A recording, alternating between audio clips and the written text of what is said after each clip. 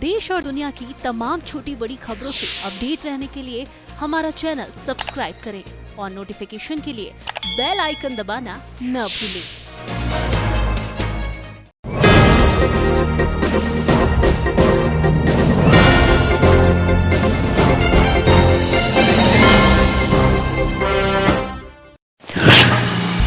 सत श्री अकाल जी।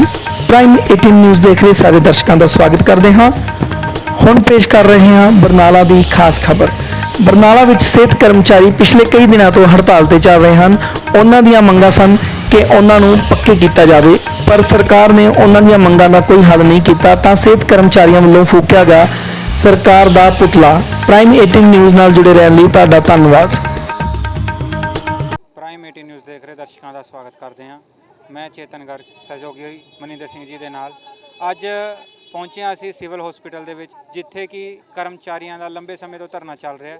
ਉਹਦੇ ਵਿੱਚ ਹੀ ਪਿੱਛੇ ਕੱਲ ਪੰਜਾਬ ਸਰਕਾਰ ਦੇ ਹੁਕਮ ਆਏ ਸੀਗੇ ਕਿ ਜੇਕਰ ਅੱਜ 10 ਵਜੇ ਤੱਕ ਇਹ ਆਪਣੇ ਵਾਪਸ ਡਿਊਟੀਆਂ ਤੇ ਨਹੀਂ ਜਾਂਦੇ ਤਾਂ ਇਹਨਾਂ ਨੂੰ ਆਪਣੀ ਜੋ ਨੌਕਰੀ ਆ ਉਸ ਤੋਂ ਹੱਥ ਧੋਣਾ ਪਵੇਗਾ। ਉਸ ਦੇ ਬਾਰੇ ਕੀ ਕਹਿਣਾ ਚਾਹੁੰਦੇ ਨੇ, ਗੱਲਬਾਤ ਕਰਦੇ ਹਾਂ। ਪੰਜਾਬ ਸਰਕਾਰ ਦੇ ਵਿਰੁੱਧ ਪ੍ਰਦਰਸ਼ਨ ਕਰ ਰਹੇ ਹੋ, ਕੈਪਟਨ ਸਾਹਿਬ ਦਾ ਪੁਤਲਾ ਫੂਕਿਆ, ਉਹਦੇ ਵਾਸਤੇ ਤੁਸੀਂ ਕੀ ਕਹਿਣਾ ਚਾਹੁੰਦੇ ਹੋ? देखो जी, मैं स्टाफ नर्स कमलजीत कौर बरनाले तो बोल रही हाँ। ਅਸੀਂ ਇਹ ਪੁਤਲਾ ਫੂਕਿਆ ਜਾਂ ਅਸੀਂ ਜਿਹੜੇ 4 ਤਰੀਕ ਤੋਂ ਲਗਾਤਾਰ ਸਟ੍ਰਾਈਕ ਤੇ ਚੱਲ ਰਹੇ ਹਾਂ। ਇਹ ਸਟ੍ਰਾਈਕ ਕਰਨਾ ਸਾਡਾ ਸ਼ੌਂਕ ਨਹੀਂ ਹੈ, ਸਾਨੂੰ ਸਰਕਾਰ ਨੇ ਮਜਬੂਰ ਕੀਤਾ। ਮੀਟਿੰਗਾਂ ਚੱਲੀਆਂ, ਲੀਡਰਸ਼ਿਪ ਨਾਲ ਮੀਟਿੰਗਾਂ ਦਾ ਦੌਰ ਚੱਲਿਆ, ਉਹ 'ਚ ਮਹਿਜ ਸਾਨੂੰ 9% ਦਾ ਵਾਧਾ ਦਿੱਤਾ।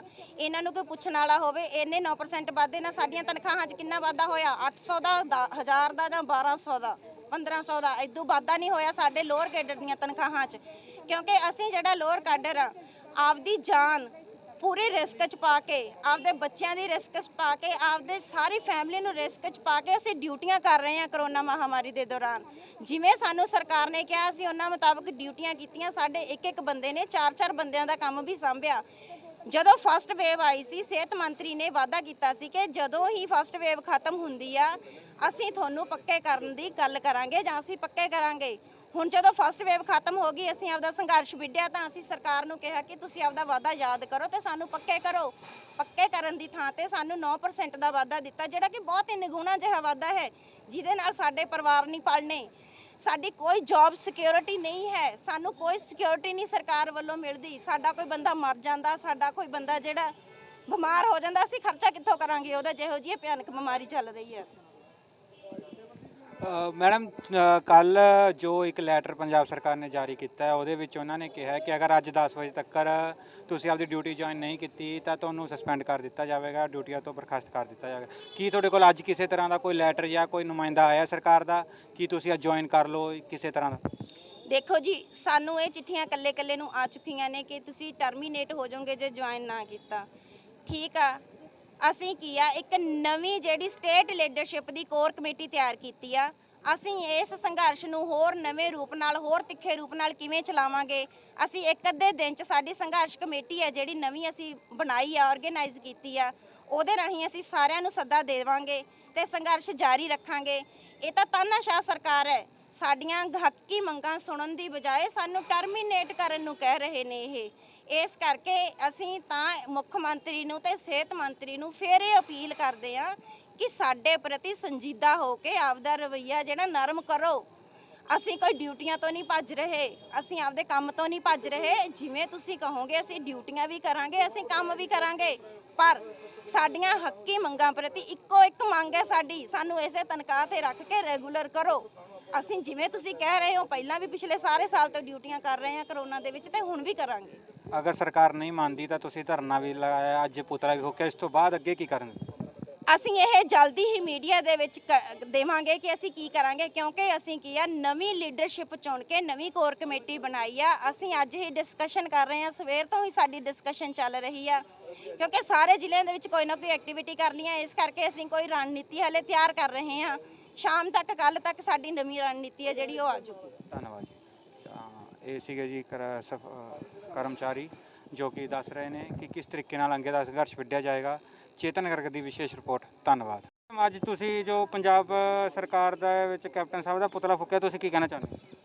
ਹਾਂਜੀ ਸਰ, ਸਾਡੇ ਜਿਹੜੇ ਐਨਐਚਐਮ ਇੰਪਲਾਈਜ਼ ਨੇ ਉਹਨਾਂ ਨੇ ਜਿਹੜਾ 15% ਸਰ ਨੇ 6 + 9 ਜਿਹੜਾ 6 ਤਾਂ ਸਾਡਾ ਐਨੂਅਲ ਬਣਦਾ ਹੀ ਸੀਗਾ, 9% ਇੱਕ ਮਤਲਬ ਕਿ ਲੋਲੀਪੌਪ ਜਿਹਾ ਦਿੱਤਾ ਸੀ।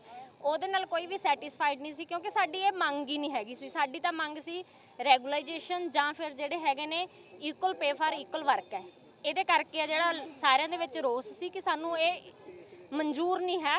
ਇਸ ਲਈ ਮਤਲਬ ਕਿ ਸਾਰਿਆਂ ਨੇ ਰੋਸ ਹੈ ਜਿਹੜਾ ਉਹ ਜ਼ਾਹਰ ਕੀਤਾਗਾ ਕਿਉਂਕਿ ਅਸੀਂ ਜਿਹੜਾ ਕੰਮ ਕਰ ਰਹੇ ਹਾਂ ਉਹ ਸਾਡੀ ਜਿਹੜੀ ਪੂਰੀ ਜ਼ਮੀਰ ਦੇ ਨਾਲ ਕਰ ਰਹੇ ਹਾਂ ਔਰ ਲੰਬੇ ਟਾਈਮ ਤੋਂ ਕਰ ਰਹੇ ਹਾਂਗੇ ਤੇ ਅਸੀਂ ਬਿਨਾਂ ਕਿਸੇ ਡਰ ਤੋਂ, ਕਿਉਂਕਿ ਕਰੋਨਾ ਦੇ ਵਿੱਚ ਤੁਹਾਨੂੰ ਪਤਾ ਹੈਗਾ ਕਿ ਕੋਈ ਵੀ ਅੱਗੇ ਆ ਕੇ ਨਹੀਂ ਰਾਜੀ, ਪਰ ਸਿਹਤ ਕਾਮੇ ਆ ਜਿਹੜੇ ਉਹ ਫੇਰ ਵੀ ਬਿਨਾਂ ਕਿਸੇ ਡਰ ਭੈ ਤੋਂ ਆਪਣੀ ਜ਼ਿੰਦਗੀ ਨੂੰ ਦਾਅ ਦੇ ਉੱਤੇ ਲਾ ਕੇ ਕੰਮ ਨਿਭਾ ਰਹੇ ਆ ਤੇ ਇਸੇ ਤਰ੍ਹਾਂ ਵੇਤਨ ਲੈਣਾ ਚਾਹੁੰਦੇ। ਮੈਡਮ ਜਿਹੜੇ ਕੱਲ ਪੰਜਾਬ ਸਰਕਾਰ ਵੱਲੋਂ ਹੁਕਮ ਆਏ ਨੇ ਕਿ ਅਗਰ ਅੱਜ 10 ਵਜੇ ਤੱਕ ਤੁਸੀਂ ਨਹੀਂ ਆਪਣੀਆਂ ਡਿਊਟੀ ਜੁਆਇਨ ਕੀਤੀਆਂ ਤਾਂ ਤੁਹਾਨੂੰ ਸਾਰਿਆਂ ਨੂੰ ਜੋ ਹੈ ਸਸਪੈਂਡ ਕਰ ਦਿੱਤਾ ਜਾਏਗਾ, ਉਸ ਨੂੰ ਤੁਸੀਂ ਕਿਸ ਤਰੀਕੇ ਨਾਲ ਦੇਖਦੇ?